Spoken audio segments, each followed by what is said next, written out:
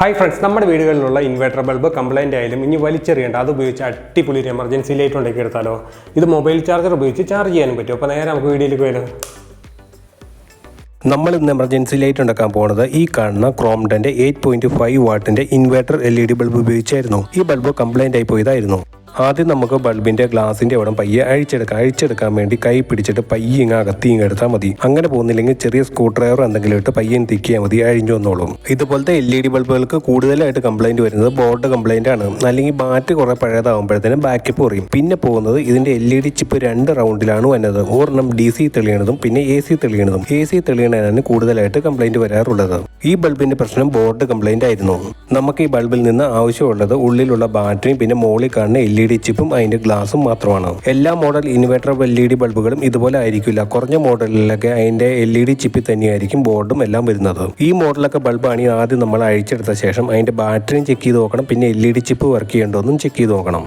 ഈ emergency light set ചെയ്യാൻ വേണ്ടി എടുത്തിരിക്കുന്നത് വയറിങ്ങിനൊക്കെ ഉപയോഗിക്കുന്ന കൂട്ട് PVCയുടെ ഇതുപോലത്തെ ചെറിയ ബോക്സ് ആണ്. ഇതിലൊരു ബാറ്ററി വെക്കാനുള്ള സ്ഥലം നമുക്ക് മതി. അടുത്തതായിട്ട് നമുക്ക് വേണ്ടത് ഈ ഇൻവെർട്ടർ ബൾബിൽ ഉണ്ടായിരുന്ന ബാറ്ററി ചാർജ് ചെയ്യാൻ വേണ്ടിയുള്ള ചാർജിംഗ് മൊഡ്യൂളാണ്. ഇതുപോലത്തെ ചാർജിംഗ് മൊഡ്യൂൾ വെക്കണോണ്ട് നമുക്ക് മൊബൈൽ ചാർജർക്ക് ഉപയോഗിച്ച് ഇത് ചാർജ് ചെയ്യാനും പറ്റും. പിന്നെ വേണ്ടത് ഒരു ഓൺ ഓഫ് സ്വിച്ച് ആണ്. ഇതിനെന്തോ 5 രൂപ ഏതാണ്ടായിരുന്നു റേറ്റ്. ചാർജിംഗ് മൊഡ്യൂളിന് 40 രൂപയായിരുന്നു. ചാർജിംഗ് മൊഡ്യൂൾ വാങ്ങിയത് തൊടുപുഴയുള്ള കിഷോർ ഓഡിയോസിൽ നിന്നായിരുന്നു. ഈ എമർജൻസി ലൈറ്റ് സെറ്റ് ചെയ്യാൻ പോകുന്നത് ബോക്സിന്റെ മുകളിലേക്ക് LED ചിപ്പും ആ ഗ്ലാസും കൂടെ വന്നോടും ഇതുപോലെ ഒട്ടിച്ചെടുത്താണ്.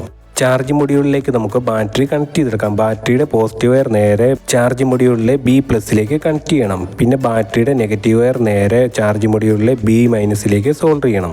ഇതുപോലത്തെ ചാർജ് മൊഡ്യൂൾ 2 ടൈപ്പിൽ വരുന്നതുണ്ട്. ഒന്ന് C ടൈപ്പ് ഉള്ള കേബിൾ കണക്ട് ചെയ്യണതും പിന്നെ മൈക്രോ USB ഉള്ള കേബിൾ കണക്ട് ചെയ്യുന്ന ടൈപ്പും. ചാർജ് മൊഡ്യൂൾ ഉണ്ടെങ്കിൽ നമുക്ക് ബാറ്ററി ഫുൾ ചാർജ് ആയി കഴിയുമ്പോൾ തന്നെ കട്ട് ഓഫ് ആവുകയും ചെയ്യും. ഇനി നമ്മുടെ ചാർജ് മൊഡ്യൂളിൽ നിന്ന് ഔട്ട് എടുക്കാൻ വേണ്ടി 2 വയറുകൾ കണക്ട് ചെയ്യണം, പ്ലസിലേക്കും മൈനസിലേക്കും. ഇത് തന്നെ നമുക്ക് ഇൻഡിക്കേറ്റർ ഉള്ളതുകൊണ്ട് ചാർജ് ആകുന്ന ടൈമിലും ചാർജ് ഫുൾ ആയാലും അറിയാൻ പറ്റും. നമ്മളെടുത്ത ബോക്സിന്റെ ഒരു സൈഡിലായിട്ട് സ്വിച്ച് ഫിറ്റ് ചെയ്യാൻ വേണ്ടി ഹോൾട്ട് എടുക്കണം. അതിനുവേണ്ടി സ്വിച്ചിന്റെ മെഷർമെന്റ് എടുത്ത ശേഷം അതേ സെയിം അളവിൽ തന്നെ ഹോൾട്ട് എടുക്കാം. ഈ ബോക്സ് ഹോൾ ഇടാൻ വേണ്ടി എടുക്കുന്ന ഡ്രമ്മൽ ടൂൾ നേരത്തെ നമ്മൾ ഉണ്ടാക്കിയതായിരുന്നു. ഇതിന്റെ ഫുൾ വീഡിയോ യൂട്യൂബ് ചാനലിലും അതുപോലെ ഫേസ്ബുക്ക് പേജിലും അപ്ലോഡ് ചെയ്തിട്ടുണ്ടായിരുന്നു. ഈ ബോക്സിന് ഒത്തിരി കട്ടിയൊന്നും ഇല്ലാത്തതുകൊണ്ട് പേപ്പറൊക്കെ കട്ട് ചെയ്യാൻ കൂടി ബ്ലേഡ് ഉണ്ടെങ്കിലും ഇതുപോലെ ഹോൾട്ട് എടുക്കാം. സ്വിച്ച് ഫിറ്റ് ചെയ്യാൻ വേണ്ടിയുള്ള ഹോൾട്ട് ശേഷം നമുക്ക് ചാർജ് മൊഡ്യൂളിലേക്ക് കേബിൾ കണക്ട് ചെയ്യാൻ വേണ്ടിയുള്ള ഒരു ഹോളും ഇടണം. നമ്മളെടുത്ത സ്വിച്ചിന്റെ ഒരു ലെഗിലേക്ക് ഒരു വയർ കണക്ട് ചെയ്തെടുക്കണം. സ്വിച്ചിന്റെ മറ്റേ ലെഗിലേക്ക് ചാർജ് മൊഡ്യൂളിന്റെ ഔട്ടിൽ നിന്ന് തന്നെ പ്ലസിന്റെ വയർ സോൾഡർ ചെയ്യണം. 2 വയറുകളും സ്വിച്ചിലേക്ക് സോൾഡർ ചെയ്ത ശേഷം ബോക്സിലിട്ട ഹോളിലേക്ക് സ്വിച്ച് കയറ്റി ഫിറ്റ് ചെയ്യാം.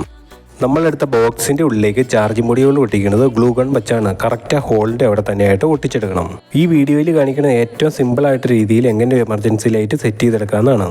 ഇൻവെർട്ടർ ബൾബിൽ നിന്ന് LED ചിപ്പ് എടുത്തതിൽ നിന്ന് 3 വയറുകൾ വന്നുണ്ട്. അതിൽ നമുക്ക് 2 വയറുകൾ മാത്രം മതി.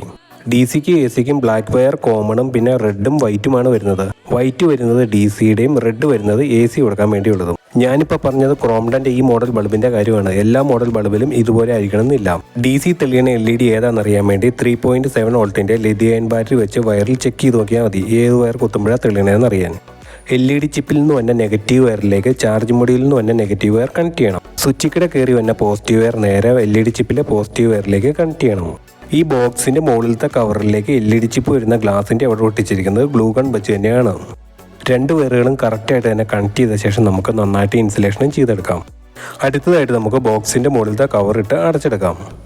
4 സൈഡിലുള്ള സ്ക്രൂകൾ ഇട്ട് ടൈറ്റ് ചെയ്തെടുക്കാം. അങ്ങനെ നമ്മുടെ ഉപയോഗശൂന്യമായി കിടന്ന ഇൻവെർട്ടർ ബൾബ് കൊണ്ടുണ്ടാക്കിയ കിടിലൻ എമർജൻസി ലൈറ്റ് സെറ്റ് ആയിട്ടുണ്ട്. ഞാൻ ഇതുപോലെ ഒരെണ്ണം ഉണ്ടാക്കിയപ്പോൾ ഇതുപോലെ ഉണ്ടാക്കാൻ താല്പര്യമുള്ളവർക്ക് ഇങ്ങനെ ഉണ്ടാക്കാൻ വേണ്ടി ജസ്റ്റ് ഒരു വീഡിയോ എടുത്തതേ ഉള്ളൂ.